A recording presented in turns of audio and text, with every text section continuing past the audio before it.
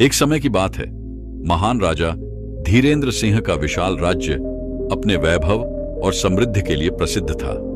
राज्य में शांति थी, प्रजा खुश थी और महल का वैभव अतुलनीय था। लेकिन राजा की एक गुप्त इच्छा थी, जिसे पूरा करने के लिए उन्होंने एक ऐसा महल बनवाया जिसके बारे में न तो प्रजा जानती थी और न ही उनकी रानी। यह महल घने जंगल के बीचों बीच स्थित था, जहां तक पहुंचने का रास्ता केवल राजा और उनके सबसे वफादार सेवकों को पता था। इसे इस तरह से बनाया गया था कि कोई भी बाहरी व्यक्ति न इसे देख सके और न ही इसकी मौजूदगी का अंदाजा लगा सके। महल के चारों ओर ऊंचे ऊंचे पेड़ और घना जंगल इसे छिपाए रखते थे। महल का निर्माण गुप्त रूप से किया गया था। राजा ने सबसे अनुभवी कारीगरों और शिल्पकारों को काम पर लगाया। उन्हें इस महल को बनाते समय अपनी आंखों पर पट्टी बांधकर लाया जाता था, ताकि कोई रास्ता याद न रख सके। काम खत्म होते ही इन कारीगरों को राज्य के दूर दराज के क्षेत्रों में भेज दिया गया। यह महल राजा की विलासिताओं का चरम रूप था। यहाँ संगमरमर के फर्श, सोने और चांदी से बने फर्नीचर और दीवारों पर रत्न जड़े हुए थे। हर कोने में ऐसी सजावट थी जो राजा की श्रेष्ठता को दर्शाती थी। महल में एक विशाल हॉल था, जहां राजा की सभी इच्छाएं पूरी होती थी। राजा ने यह महल अपनी निजी इच्छाओं और वासनाओं को पूरा करने के लिए बनवाया था। यहां उनके लिए हर महीने नई नई सुंदरियां लाई जाती थीं, जिनका चयन गुप्त रूप से किया जाता था। राजा इसे अपने स्वर्ग के रूप में देखते थे, जहां उन्हें कोई सवाल करने वाला ना हो। महल के चारों ओर सुरक्षा का अभेद्य घेरा था। वहां तक पहुंचने का मार्ग जटिल और खतरनाक था। केवल राजा के सबसे भरोसेमंद सेवक ही इस रास्ते का मार्गदर्शन कर सकते थे। महल के अंदर प्रवेश करने के लिए एक विशेष कोड और संकेतों की आवश्यकता होती थी, जिसे केवल राजा और उनके खास लोग ही जानते थे। महल में समय बिताने के दौरान राजा एक अलग ही जीवन जीते थे। यहाँ वे अपनी इच्छाओं के पूर्ण स्वामी थे। उन्होंने कभी भी रानी या किसी अन्य को इस बारे में जानकारी नहीं दी। यह स्थान उनके जीवन का सबसे बड़ा रहस्य था। लेकिन जैसा कि हर रहस्य का अंत होता है, इस महल का रहस्य भी एक दिन उजागर होना तय था। राजा धीरेन्द्र सिंह का गुप्त महल उनकी वासनाओं का प्रतीक था और इसे उनके व्यक्तिगत स्वर्ग की तरह सजीव बनाए रखने के लिए हर महीने राज्य की सबसे सुंदर और प्रतिभाशाली महिलाओं का चयन किया जाता था। इस प्रक्रिया को पूरी तरह से गुप्त और जटिल बनाया गया था, ताकि महल का रहस्य कभी उजागर न हो।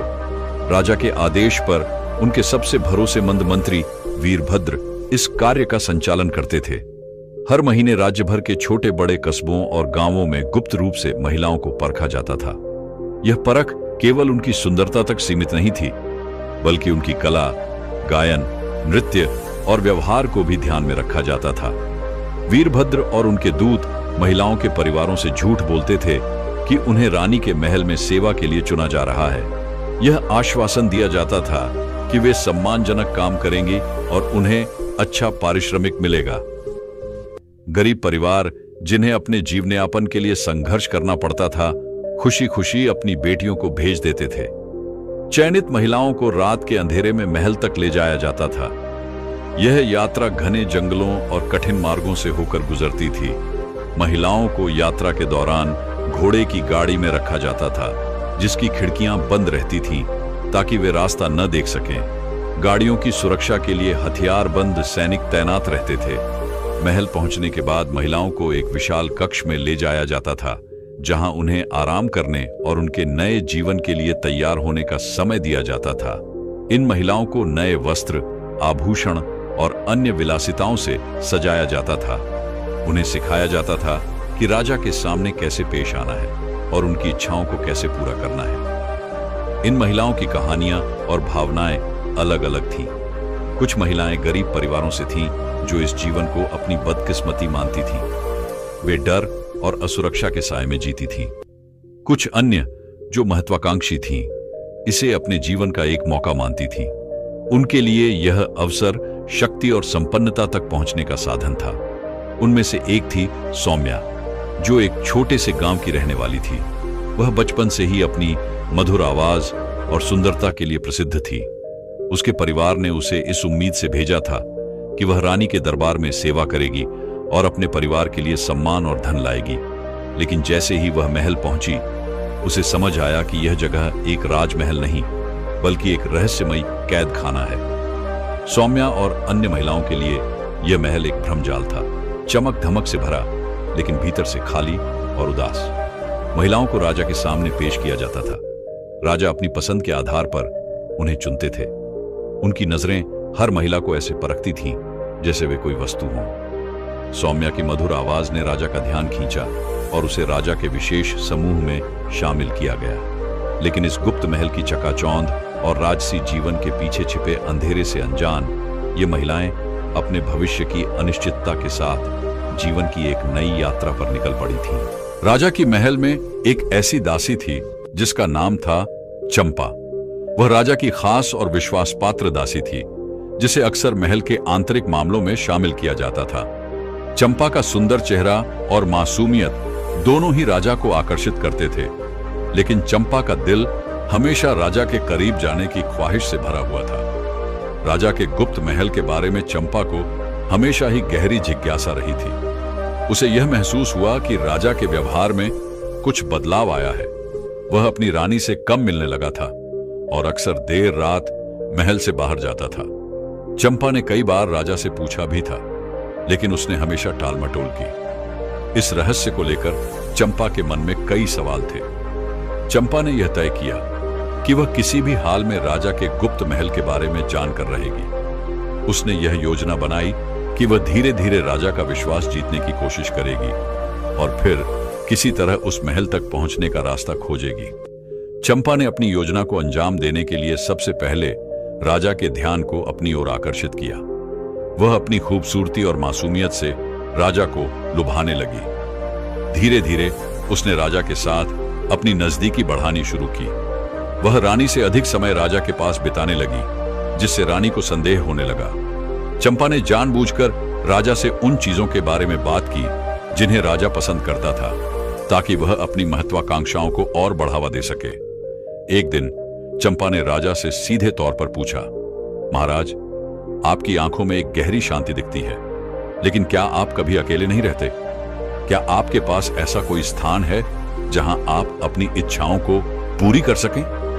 राजा ने यह सवाल सुनकर चंपा को एक घूरते हुए देखा, फिर हल्के से मुस्कुराया और कहा, यह गुप्त है चंपा, केवल कुछ खास लोग ही इसका रहस्य जान पाते हैं। चंपा की आंखों में चमक आ गई। उसने समझ लिया कि राजा का गुप्त महल वास्तव में वही स्थान है जो वह जानने के लिए आतुर थी। चंपा ने अपनी योजना को अंतिम रूप देने के लिए राजा के सेवकों से बात की। उसने धीरे धीरे सेवकों में से एक पर भरोसा किया, जिसका नाम कर्ण था।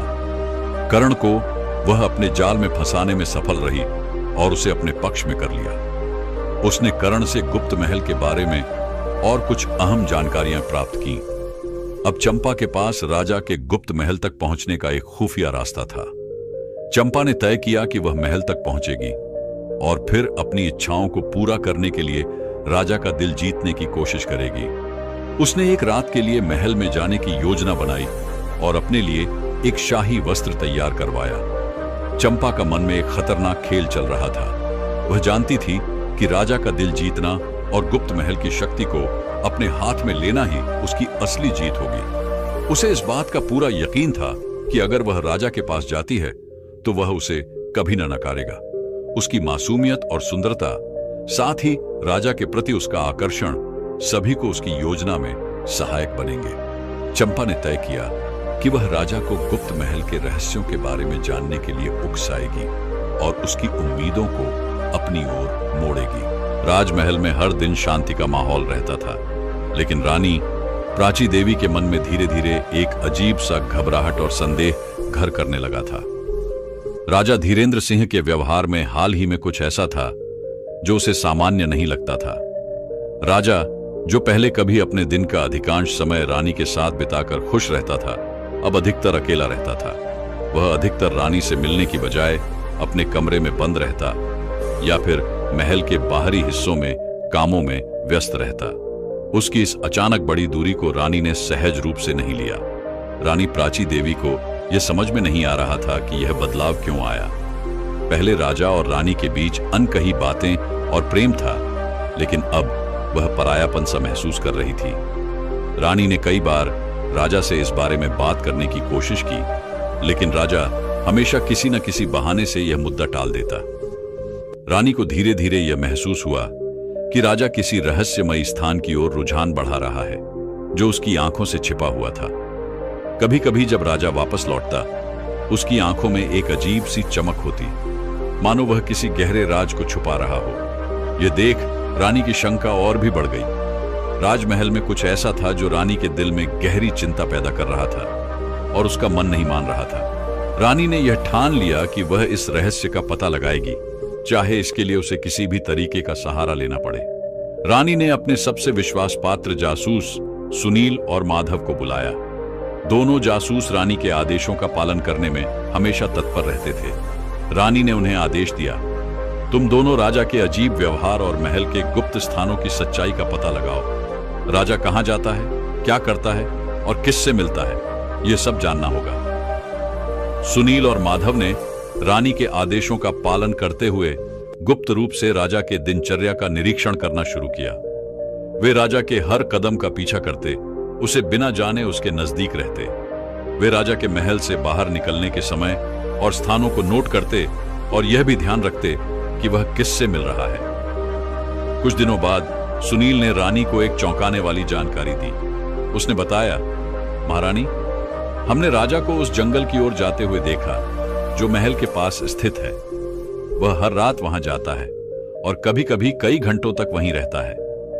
यह स्थान सामान्य नहीं है, बल्कि वहां कुछ गुप्त गतिविधियां हो रही हैं। यह जानकारी रानी के लिए एक बड़ा संकेत थी। रानी ने अब और अधिक गंभीरता से महल के गुप्त रहस्यों का पर्दाफाश करने का फैसला किया। रानी ने तुरंत अपनी योजना बनाई। उसने सुनील और माधव से कहा, तुम दोनों उस गुप्त स्थान का पता लगाओ और मुझे पूरी जानकारी दो। मुझे यह समझना है कि राजा क्या कर रहा है और क्यों वह हमें छिपा रहा है।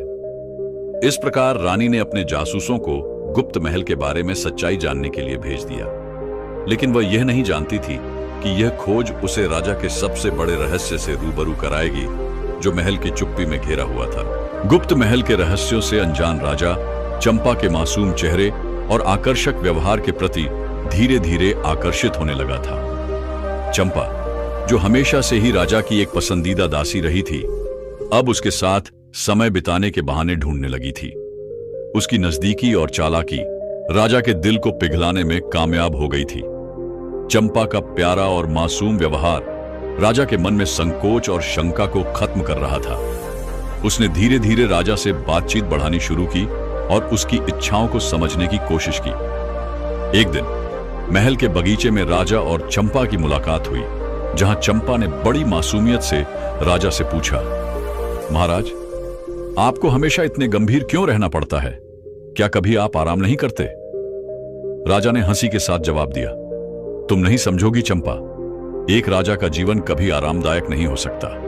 चंपा ने धीरे से उसकी बात का उत्तर दिया, लेकिन महाराज, कभी कभी थोड़ी राहत हमें फिर से नया जीवन देती है। क्या आपको लगता नहीं कि कुछ पल खुद के लिए बिताए जाने चाहिए? राजा की आंखों में एक अजीब सी चमक थी। उसे महसूस हुआ कि चंपा ने उसकी अंदर की कमजोरी को समझ लिया है।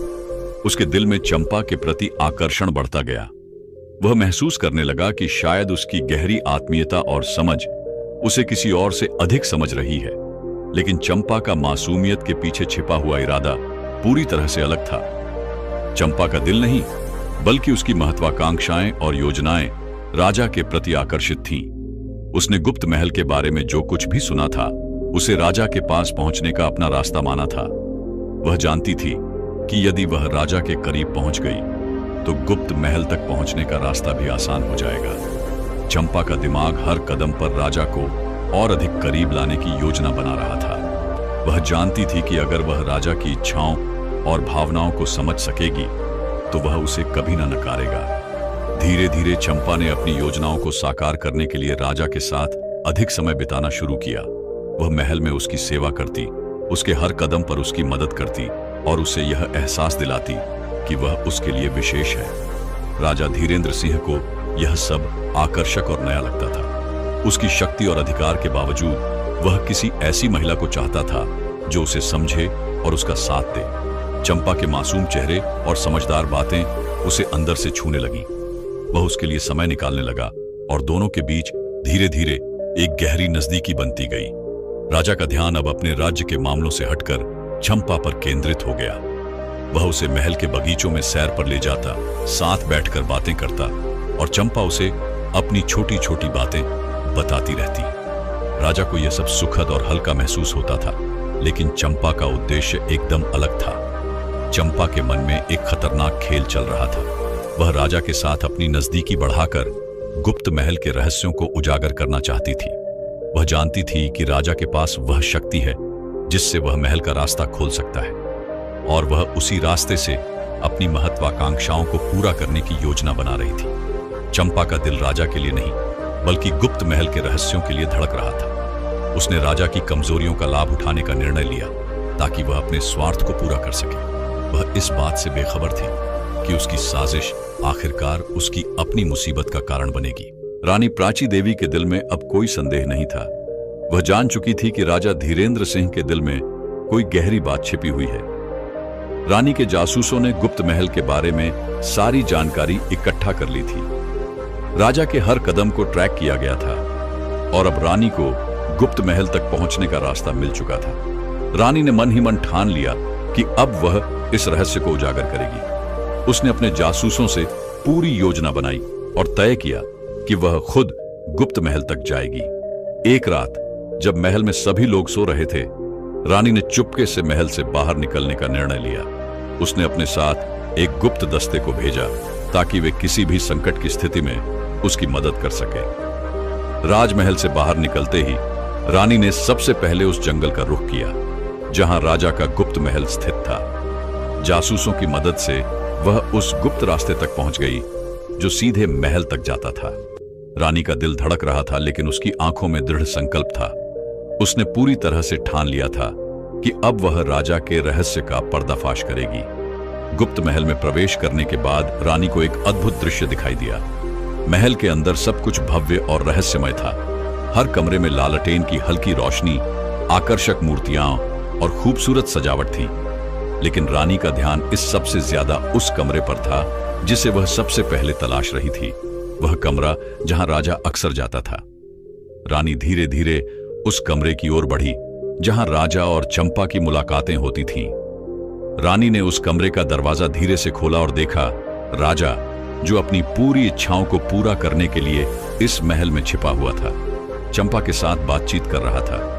राजा और चंपा दोनों ने एक साथ बैठकर अपनी दुनिया की बातें की थीं, जबकि यह सब राजा के घर और राज्य से छिपा हुआ था। राजा की आंखों में एक अजीब सी चमक थी, जैसे वह पूरी तरह से बेखबर था कि उसके भीतर की बातें अब रानी तक पहुंच चुकी हैं। रानी ने दरवाजे से झांकते हुए यह दृश्य देखा और एक गहरी सांस ली। उसने कमरे में कदम रखा और पूरी दुनिया को चुप कर दिया। क्या यह वही महल है जहां राजा अपनी इच्छाओं को पूरा करने के लिए जाता है? रानी ने गुस्से से कहा। राजा और चंपा दोनों ने चौंक कर रानी को देखा। राजा का चेहरा सफेद पड़ गया था, जैसे उसने किसी खौफनाक सच का सामना किया हो। चंपा, जो पहले से ही राजा के पास जाने का रास्ता ढूंढ रही थी, अब पूरी तरह से फंसी हुई थी। महारानी, ये सब। राजा कुछ नहीं कह सका। उसकी आवाज कांप रही थी। रानी की आंखों में आक्रोश था, लेकिन उसका चेहरा गंभीर था। उसने कहा, तुमने हमें धोखा दिया राजा। क्या तुमने कभी सोचा था कि राजमहल में हमारी मेहनत और विश्वास को इस तरह तोड़ोगे? रानी के इस खुलासे ने पूरे राज्य में हड़कंप मचा दिया। राजा की प्रतिष्ठा को गहरा आघात पहुंचा और उसकी सच्चाई सामने आई। महल में राजकीय दरबार के लोग इकट्ठा हो गए और जनता में राजा के बारे में अफवाहें फैलने लगी। राज्य की राजधानी में यह खबर जंगल में आग की तरह फैल गई। लोग हैरान थे कि उनका राजा, जो उन्हें एक आदर्श शासक लगता था, एक गुप्त महल में अपनी इच्छाओं को पूरा करने में लिप्त था। रानी के इस साहसिक कदम ने सबको चौंका दिया, लेकिन रानी ने जो किया वह सही था। राजा, जो हमेशा अपने अनुशासन और कड़े फैसलों के लिए जाना जाता था, अब खुद अपनी गलती के सामने लाचार था। वह समझ नहीं पा रहा था कि अब वह कैसे रानी और राज्य के सामने अपनी स्थिति को संभाले।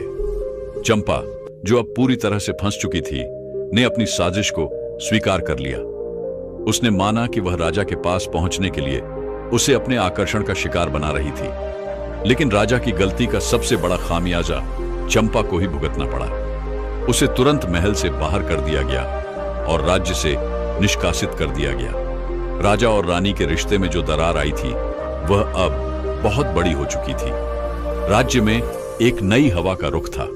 राजा का राजकाज अब पहले जैसा नहीं रहा था। राजा धीरेंद्र सिंह की दुनिया अब बिखरी हुई थी। उसके भीतर गहरी पीड़ा और पछतावा था, और यह महसूस हुआ कि उसने अपने राजकाज और परिवार के साथ जो विश्वासघात किया था, वह उसे सजा के रूप में मिल चुका था।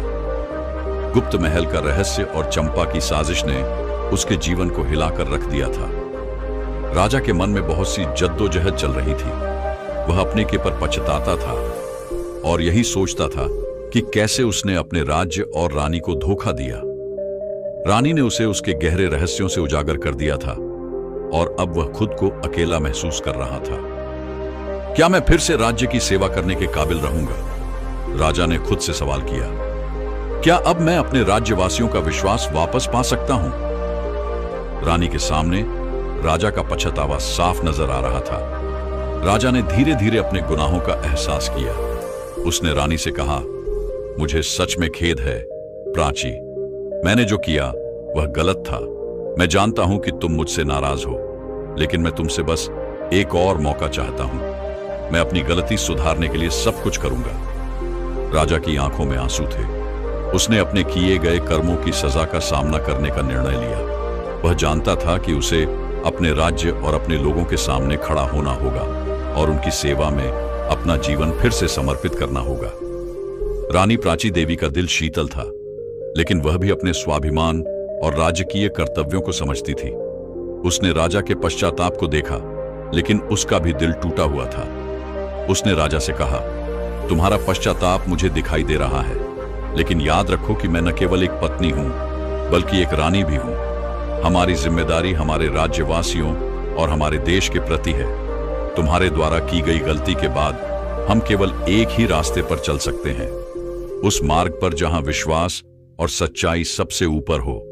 रानी ने राजा को चेतावनी दी कि उसे अपने कर्मों के परिणाम भुगतने होंगे, और अगर वह फिर से सत्ता में बने रहना चाहता है तो उसे पूरी तरह से सुधार की दिशा में कदम बढ़ाने होंगे। राजा के बाद चंपा की बारी थी।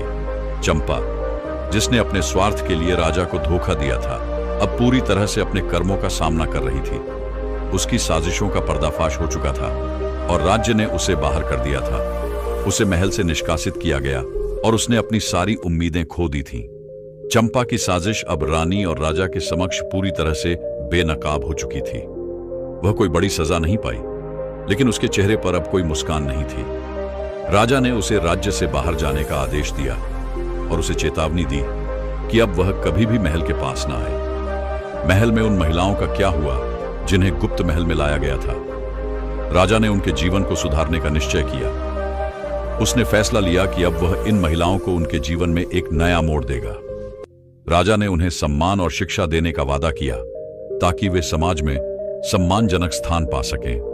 राजा ने राज्य में एक विशेष संस्था स्थापित की जो महिलाओं को शिक्षा, कौशल और आत्मनिर्भर बनने में मदद करती थी। गुप्त महल में लाई गई महिलाओं को अब न केवल एक नया जीवन मिला, बल्कि उन्हें अपनी पहचान और सम्मान भी मिला। राजा ने अपनी गलती से सीखा था कि किसी के व्यक्तिगत सुख के लिए दूसरों का शोषण करना गलत था। उसने अब राज्य की सेवा में खुद को समर्पित किया और लोगों को यह संदेश दिया कि सच्ची शक्ति आत्मसमर्पण और समाज की भलाई में है। कहानी का अंत एक नए आरंभ के रूप में हुआ। राजा और रानी के बीच का रिश्ता एक नई दिशा में बढ़ा।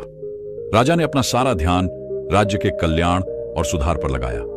वह जानता था कि उसे अपने लोगों के विश्वास को फिर से जीतने के लिए कठिन रास्ते पर चलना होगा। रानी ने भी उसकी सहायता की और दोनों ने मिलकर राज्य में शांति, समृद्धि और न्याय का शासन स्थापित किया। चंपा की साजिश और राजा की गलती के बाद राज्य में एक नया युग शुरू हुआ, जहां सभी को सम्मान, प्रेम और सत्य के मार्ग पर चलने का अवसर मिला। इस प्रकार राजा ने अपनी गलती को सुधारा और रानी ने अपनी बुद्धिमानी और धैर्य से राज्य को एक नई दिशा दी। यह कहानी हमें यह सिखाती है कि सच्चा पश्चाताप केवल शब्दों से नहीं बल्कि कर्मों से सिद्ध होता है।